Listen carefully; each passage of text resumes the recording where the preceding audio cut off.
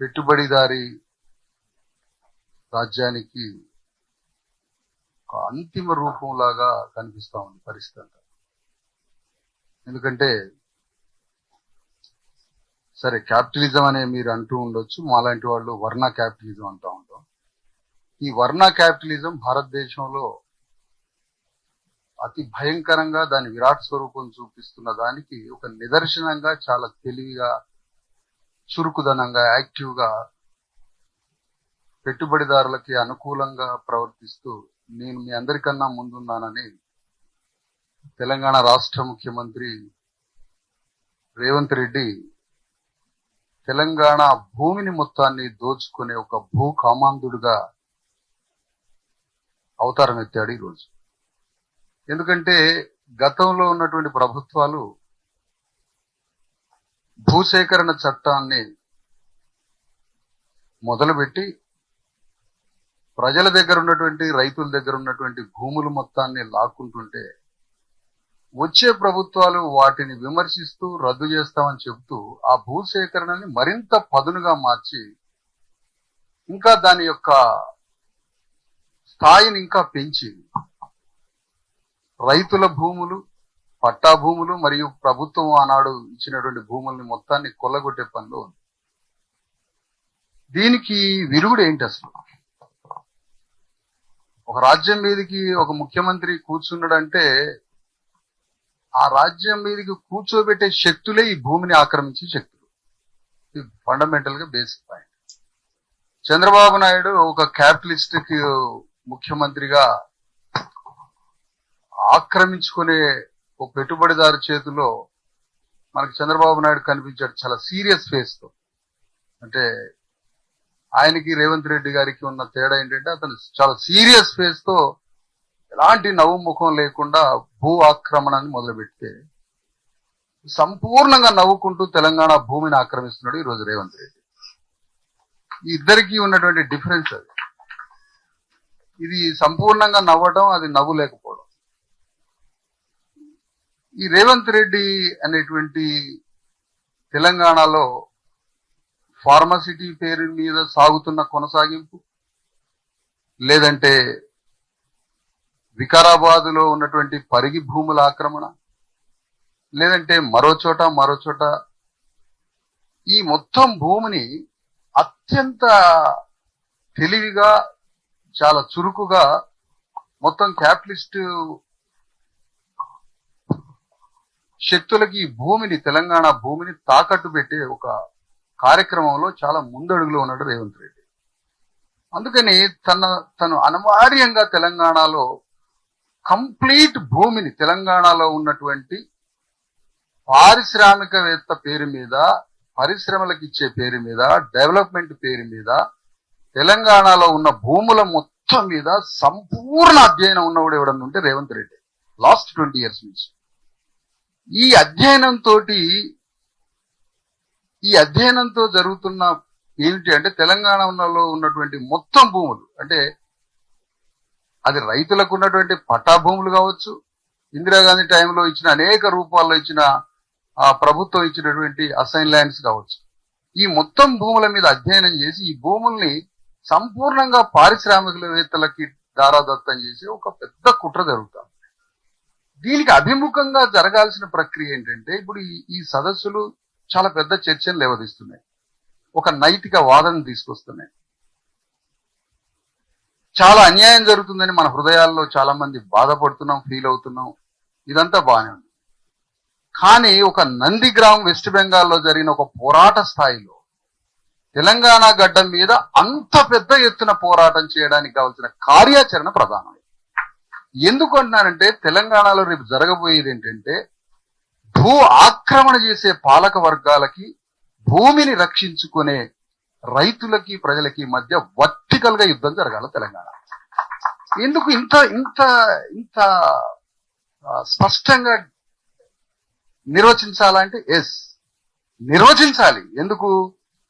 భారతదేశంలో ఎక్కడా లేని విధంగా అత్యవసరంగా, ఏ రాష్ట్రంలో లేని విధంగా మొత్తం భూమిని ఇండస్ట్రియల్ పేరు మీద ఈ భూముల్ని పారిశ్రామికవేత్తలకి కట్టబెట్టే మొదటి వరుసలో ఉన్న ముఖ్యమంత్రి, అతి స్మార్ట్ దోపిడీ దొంగ ఒక్క రేవంత్ రెడ్డి మాత్రమే ఇండియాలో. అంత పెద్ద పనికి సంకల్పబద్ధుడు అవుతున్నాడు కాబట్టి రేవంత్ రెడ్డి అంతే అభిముఖంగా అతని మీద యుద్ధం చేయడానికి నిట్ట నిలువుగా తెలంగాణలో భూమిని రక్షించుకునే శక్తులు, భూమిని దోచుకునే రేవంత్ రెడ్డి. ఈ యుద్ధమే జరగాలి తెలంగాణ. అంత స్థాయిలో ఉంది ఇప్పుడు రేవంత్ రెడ్డి కార్యక్రమం. మీరు గమనించండి, షార్ట్ టైంలో 2 సంవత్సరాల్లో ఎంత భూమిని సేకరిస్తున్నాడో మీరు స్టడీ చేస్తే అర్థమైంది. వేల ఎకరాలు. ఇంకా బయటపడట్లే పరిస్థితులను బట్టి. చాలా తెలివైన వ్యక్తి కాబట్టి చాలా జాగ్రత్తగా వస్తున్నాడు అతను. రేపు జరగబోయే పని ఏంటంటే ఫ్యూచర్ సిటీ కాదు, హోల్ తెలంగాణ భూమండలాన్నే అమ్మేయబోతున్నాడు, తాకట్టు పెట్టబోతున్నాడు రేవంత్ రెడ్డి. కాబట్టి అతని మీద అభిముఖంగా పోరాటానికి నేనే ఉన్నానంటే, ఒక సీరియస్ వార్, అత్యంత సీరియస్ వార్, యుద్ధాన్ని చేసే రైతులు కావచ్చు, రైతు కూలీలు కావచ్చు. రైతు లేనిది రాజ్యం లేదు, వ్యవసాయ కూలీలు లేనిది రైతే లేడు. బేసిక్ పాయింట్ ఇది. ఈ ఇంటర్లింక్ సూత్రం కావాలి. రైతు లేనిది రాజ్యం లేదు. ఇది చాలా చాలా అద్భుతమైన మాట. వ్యవసాయ కూలీ, రైతు కూలీ లేనిది రైతే లేడు. కాబట్టి ఇదంతా కలిపి ఒక సెట్ ఇది. కాబట్టి ఇప్పుడు తెలంగాణలో జరగాల్సింది ఏంటంటే, రేవంత్ రెడ్డి చాలా క్లియర్గా ఉన్నాడు. పాపం అతనికి ఉన్న అనివార్య పరిస్థితి కూడా అట్లుంది. ఒకసారి ఇంట్లో బువ్వకి వెళ్ళాలంటే మొత్తం అమ్ముకుంటాడు. గిన్నెలు, ఫ్యాన్లు, అట్లా ఇంట్లో ఉన్న వస్తువులన్నీ అమ్ముకొని బువ్వ తింటుంటారు. ఇప్పుడు అర్జెంటుగా తన తెలంగాణ భూమిని అమ్ముకోవాలి. తర్వాత భారతదేశంలో అన్ని రాష్ట్రాల కన్నా మొట్టమొదటి వరుసలో క్యాపిటలిస్టులందరి కళ్ళల్లో నేను మీ అందరికీ ఉన్నాను అని ఒక సిన్సియర్ బానిసగా క్యాపిటలిస్టుల ముందు తల ఉంచుకున్న రేవంత్ రెడ్డి యొక్క పరిస్థితి, అతని అనివార్యతతో తెలంగాణలో ఉన్న మొత్తం భూమిని అమ్మడానికి సిద్ధపడుతున్నాడు రేవంత్ రెడ్డి. దానికి శాంతిలే ఈ 2 ఏళ్లలో జరుగుతున్న పరిస్థితి. దానికి ముందు ఫార్మాసిటీ మీద అంత స్పష్టంగా కాంగ్రెస్ పార్టీ దాని మేనిఫెస్టోలో ఓపెన్ గా సభల్లో అది చెప్పిన హామీల నుంచి ఈ రోజు ఫార్మాసిటీని కంటిన్యూ చేయడానికి, ఆ భూముల్ని కంటిన్యూ చేస్తుంది తప్ప అది ఆపడానికి ఎక్కడ ప్రక్రియ ప్రారంభించలేదు, ప్రారంభించదు కూడా. కాబట్టి ఇప్పుడు మన ముందున్నటువంటి ఛాలెంజ్ ఏంటి అనేది ఇప్పుడు ప్రధానమైన అంశం. వేదిక మీద పెద్దలు ఉన్నారు, చాలా మంది. ప్రొఫెసర్ గారు ఉన్నారు, మేడం గారు ఉన్నారు, కవిత గారు. తర్వాత మెయిన్ గా దీన్ని లీడ్ చేస్తున్న చాలా కాలంగా భూముల పట్ల, రైతుల పట్ల చాలా కమిట్మెంట్ తో ఉన్న కన్నెగంటి రవి గారు మిత్రులు. వారితో కూడా నేను చెప్పే విషయం ఏంటంటే సార్, జనరల్ గా ఒక అంశం ఎప్పుడైనా పెద్ద దోపిడీకి సంబంధించిన సబ్జెక్ట్ వచ్చినప్పుడు దాన్ని ఖండించడం, చాతనైన పోరాటం చేయడం, విస్తృతంగా భావజాలాన్ని ప్రచారం చేయడం, సామాజిక నైతిక మద్దతును సేకరించడం, ఈ యొక్క గొప్ప చర్చలోకి లేవదీసి పౌరుల యొక్క బానిసత్వ మెదడుని కొంచెం చెలింపజేసి ఇలాంటి సమాజంలో జరుగుతున్న దోపిడీని ఖండించే ఒక సివిల్ ఆలోచనని తీసుకొని వస్తుంటాం. ఇదంతా బాగానే ఉంది. కానీ ప్రభుత్వాన్ని మెడలు వంచి ఆ చర్యల్ని రద్దు చేయించే విధంగా, వెనక్కి తీయించుకునే విధంగా, ప్రభుత్వం భూముల్ని ఆక్రమించే ఆలోచనని చేసే విధంగా యుద్ధ కార్యాచరణ ఏదైనా ఉందా? దానికి కావలసిన కార్యాచరణ ఏంటి? దానికి కావలసినటువంటి ప్రజల మద్దతు ఏమిటి?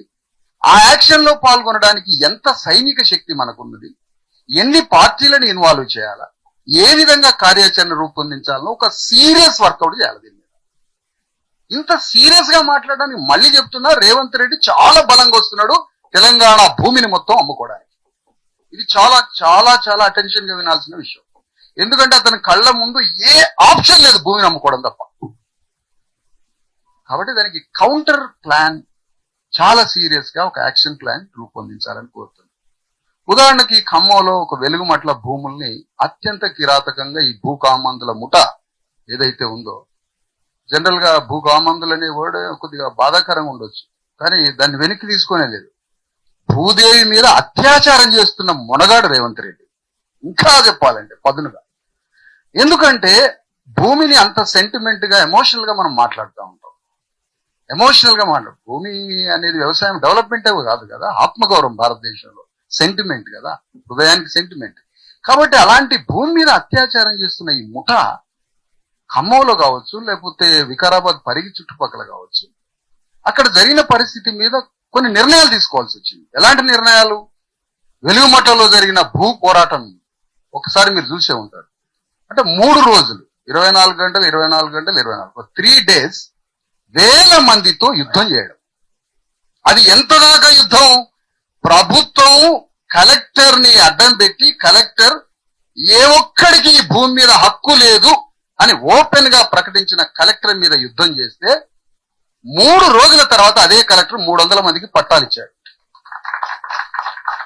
గౌరవనీయులు కవిత గారు మా పార్టీ నుంచి సంయుక్తంగా మరికొన్ని శక్తుల్ని కలిసి ఒక 3 రోజులు నిరంతరంగా ప్రభుత్వ గొంతు మీద కత్తి పెట్టి ఆ నిర్ణయం వెలువడేంత వరకు యుద్ధం కొనసాగించడం జరిగింది. మీరు అర్థం చేసుకోవాలి, విషయంలో ఉన్న పదును అర్థం చేసుకోండి దయచేసి. మీరు ఇక్కడ ఎవరు క్యారెక్టర్స్ ఫైట్ చేశారనే దాని కాదు, ప్రభుత్వం మీద ఏమి జరిగి ఉంటే ఆ నిర్ణయం తీసుకుంది. వికారాబాద్ పరిగిలో మళ్ళీ అదే పోరాటం కొనసాగింది. అక్కడేమో పట్టాలు, ఇక్కడేమో రైతులు, అక్కడేమో ఇళ్ల స్థలాలు, ఇక్కడేమో పరిగిలేనేమో రైతులై. అక్కడేం జరుగుతుంది? ఇప్పుడు పట్టాలు దోచుకున్నారు, రైతుల ప్రైవేట్ భూములు, గవర్నమెంట్ ఇచ్చిన అనేక రకాల 2000 ఎకరాల భూమిని సేకరించారు. భయపడుతున్నారు అక్కడ. ఇప్పుడు అక్కడ ప్రభుత్వం మళ్ళీ ఒక స్టెప్ దిగింది. ఎందుకు దిగింది? మొన్న మళ్ళీ పరిగి వికారాబాద్ పోయి ఒక పెద్ద పోరాటం మళ్ళీ చేయాల్సి వచ్చింది. ఆ పోరాటంతో ప్రభుత్వం ఏ నిర్ణయానికి వస్తుంది? ఇప్పుడు ప్రజెంట్ స్టేటస్ ఏంటంటే, ప్రభుత్వం ఇచ్చిన ఆనాడు ఇందిరాగాంధీ టైంలో ఇచ్చినటువంటి ఇనాం ల్యాండ్స్ మాత్రం తీసుకుంటాం, పట్టా ల్యాండ్స్ మాత్రం వదిలిపెడతామని చెప్పారు. అంటే ఒక మార్పు జరుగుతున్నది. కానీ మేమేమంటున్నామంటే, అసలు మాలాంటి ఒక దళిత్ బహుజన బీసీ ఎస్సీ ఎస్టీలకు సంబంధించిన వాడిని సార్ నేను, అంటే ఆ ఉద్యమాలను చేస్తున్నట్టు.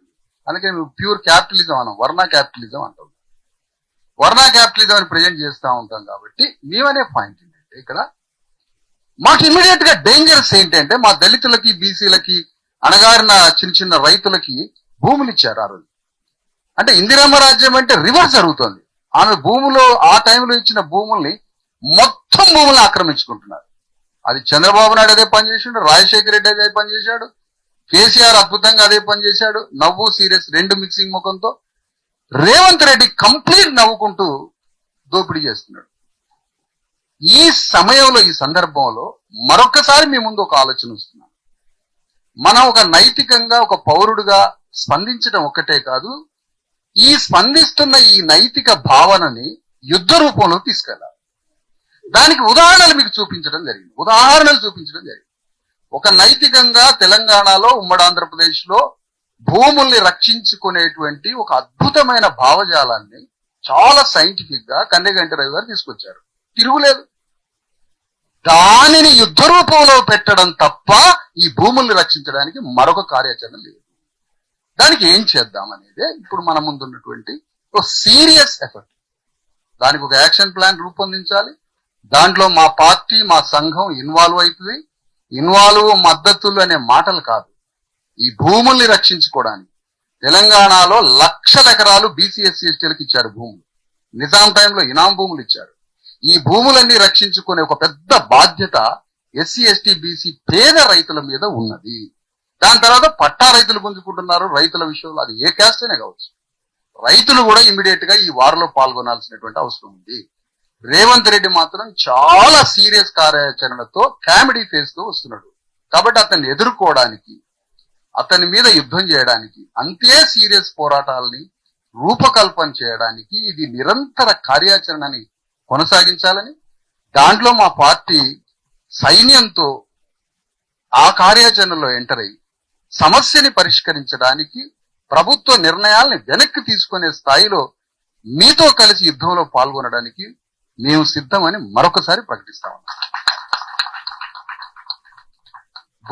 భూముల విషయంలో మాత్రం అరగోపాల్ గారు, ప్రొఫెసర్ అలగోపాల్ గారు చాలా సీరియస్ గా రక్షించే ఆలోచన వారు కలిగి ఉన్నారు.